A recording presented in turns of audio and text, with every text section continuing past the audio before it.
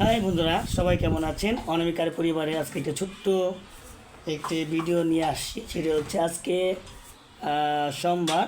তো আজকে অনামিকা রান্না করেছে হচ্ছে রান্না করেছে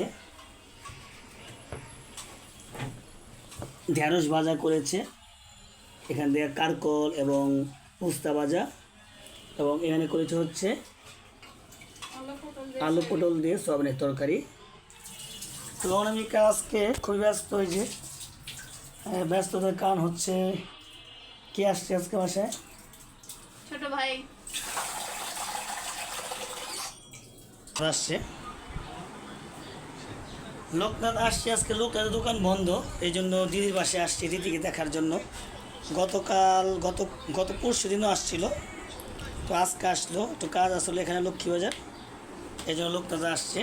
তো এখন লোকনাথকে এবং আমাকে খাওয়ান দেবে। এখান থেকে প্রিয়মণি আবার খুব ব্যস্ত, মামা আসছে, খুব দৌড়দৌড়ি করছে, সাজবে এখন। এই দেখুন চুলটা ছেড়ে নিয়েছে।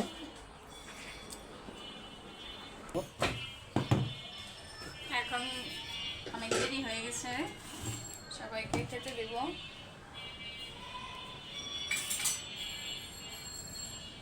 আজকে তো এমন কিছু রান্না করি নাই, হঠাৎ করে ভাই চলে আসছে, তো যা আছে তাই দিয়েই থাক।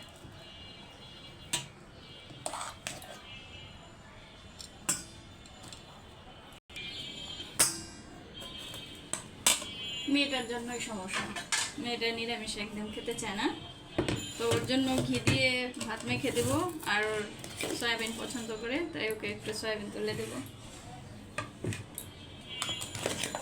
মাছ ছাড়া ভাতই খেতে চায় না, ওকে নিয়েই সমস্যা। পরশুদিন আমার বর্ষা ছিল, নিরামিষ, সেদিন তো বসেছিলাম সবাই, শুধু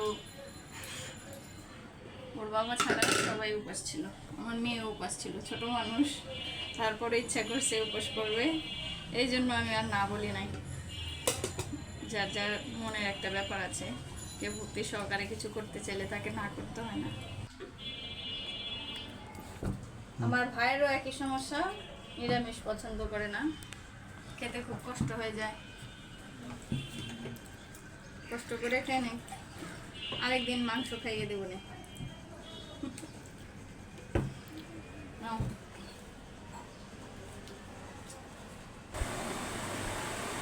তো আজকে এই পর্যন্তই।